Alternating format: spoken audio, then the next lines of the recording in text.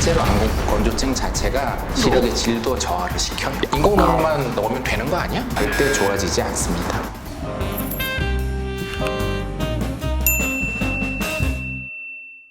안녕하세요. 네, 이번 영상에서는 잠실 삼성안과 김병진 선생님과 함께 안구 건조증에 대해서 알아보는 시간을 가지도록 하겠습니다. 첫 편이니까 여러분들께 이 김병진 선생님 소개를 조금 해드릴게요. 저희 김병진 선생님은 이제 의학 박사이시고 안과 전문의시고 현재 삼성안과 대표 원장님으로 계시고 대한안과학회 미국 안과학회 정회원 미국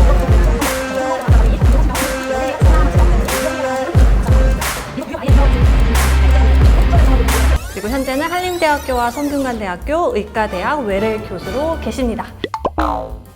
결론을 말씀드리면 정말 대단한 안과 전문의 선생님이십니다. 와! 선생님, 결론부터 여쭤볼게요. 이 안구 건조증 좋아질 수 있는 건가요? 이제 안구 건조증은 눈물이 부족한 거라고 생각하기 쉬운데 실제로는 그거보다 증발을 많이 해서 생기는 증발 과다형이 훨씬 많고요. 증발 과다형에는 이제 눈꺼풀염이라는 원인이 있는 질환이 있기 때문에 그 질환을 찾아서 치료를 해줘야 이제 그 안구 건조증이 좋아지는 거로 돼 있고요. 굉장히 가볍게 생각을 많이 하시잖아요. 네, 안구 건조증은 최종 질환명이라기보다는 속쓰림이 그 진단명이 아니죠. 속쓰림은 그냥 증상이죠. 헬리코박터나 그 원인균을 찾아서 치료해야 결국 속쓰림이 해결되죠. 안구 건조증도 원인 질환이 있어요. 여러 가지 원인 질환을 찾아서 그 원인을 먼저 치료해야 건조증이 좋아지지 거기에 인공 눈물만 계속 넣는다고 절대 좋아지지 않습니다. 우리가 생각하는 눈물만 부족해서 생기는 안구 건조증 전체 14% 15%밖에 안 되는 매우 적어요. 그러니까요. 증발 과다하고 염증이 동반된 타입이 있긴 나머지가 86% 정도 되기 때문에 그래서 제일 많은 원인이 눈꺼풀염이라고 눈꺼풀이 이렇게 깜빡깜빡 해주면서 눈물을 쫙 끌어서 각막에 이제 이 도포시켜주는 그런 역할을 하거든요. 근데 그게 도포될 때 윤활유 성분이 필요한데 윤활유가 좋은 윤활유가 나와야 돼요. 눈꺼풀 염증이란 게 생겨서 좋은 그 윤활유 기름이 나오질 않으면 증발이 빨리 됩니다. 증발이 빨리 되면은 안구 건조증이 생길 수밖에 없고요. 이 안구 건조증이 자주 발생하는 시기나 연령이 혹시 있을까요? 옛날에는 그냥 건조증 자체라고 생각했는데 요즘은 염증이 베이스로 있는 질환이고 자가 면역병이라고 생각을 하는데 자가 면역병이 잘 생기는 나이가 40대에서 50대에 좀 넘어가는 시기하고 남성 호르몬이 있으면 좀 덜 생기고 여성 호르몬이 좀 많이 있으면 자가 면역병이 잘 생기거든요. 왜 관절염 이런 게 아버님보다는 어머님들이 좀 더 많잖아요. 네. 여자분이 남자분보다 그 발생 빈도가 월등히 높습니다. 아니 그런 이야기도 들었어요, 선생님. 이제 안구 건조증이 시작되면 노화가 시작된 거다. 노안이 생기는 시기가 40대 중후반이잖아요. 50대 되면 노안이 생기는데 그 시기랑 안구 건조증이 많이 생기는 그 시기랑 딱 거의 일치해요. 실제로 안구 건조증 자체가 시력의 질도 저하를 시켜요. 노안이 좀 심해진다고 느껴질 수밖에 없습니다. 저희가 흔히 아는 그런 인공 눈물 전만하는 거 말고 예. 혹시 안구 건조증을 좀 치료하는 방법이 있을까요? 옛날에 이제 할 수 있는 방법은 굳은 기름을 배출시켜주고 뭐 열심히 눈꺼풀 청결 관리하라 그거 하고 인공 눈물 넣는 거 외에는 방법이 없었어요. 근데 그 기름을 배출시키는 걸 집에서 혼자 할 수 있어요? 기름때 설거지하는 요령하고 같이 해라 그렇게 설명을 하거든요. 그냥 찬물로 씻으면 씻기질 않잖아요. 눈꺼풀염 관리율은 그거하고 똑같습니다.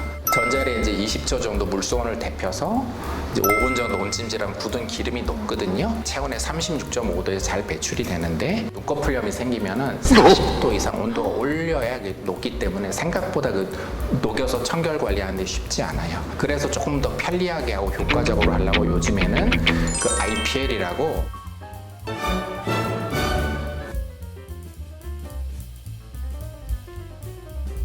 막힌 기름을 확실히 좀 녹일 수가 있고 이게 염증성 혈관도 수축을 시켜서 염증 물질 배출을 많이 줄여줘요.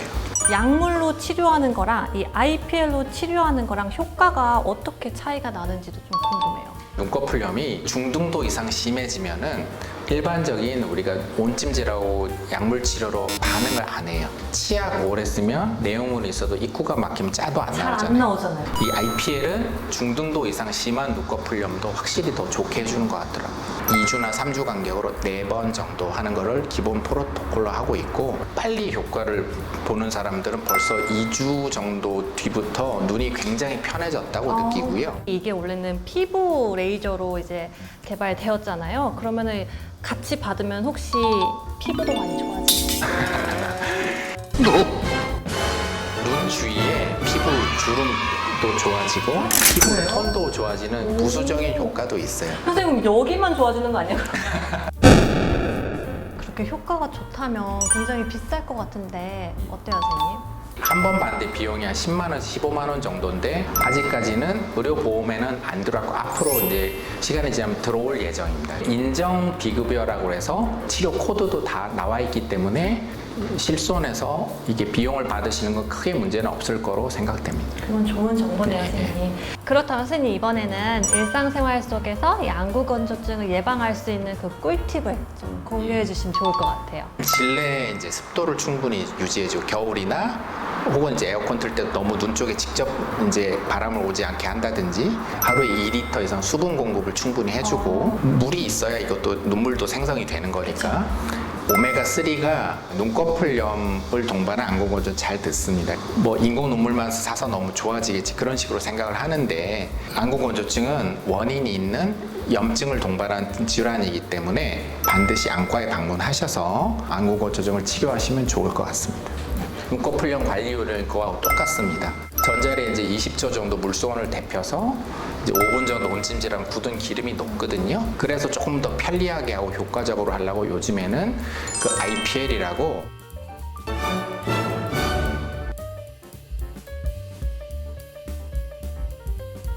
이 IPL은 중등도 이상 심한 눈꺼풀염도 확실히 더 좋게 해주는 것 같더라고요. 일상생활 속에서 양구건조증을 예방할 수 있는 그 꿀팁을 실내 이제 습도를 충분히 유지해주고 겨울이나 혹은 이제 에어컨 틀 때 너무 눈 쪽에 직접 이제 바람을 오지 않게 한다든지 하루에 2리터 이상 수분 공급을 충분히 해주고 오메가3가 눈꺼풀염을 동반한 안구건조 잘 듣습니다. 네, 이렇게 잠실 삼성안과 김병진 선생님과 함께 안구건조증은 도대체 왜 생기는 거고 또 어떻게 치료하고 예방할 수 있는지 그 꿀팁을 함께 알아보는 시간을 가졌는데요. 오늘 방송 유익하셨다면 구독과 좋아요, 알람 설정 해주세요.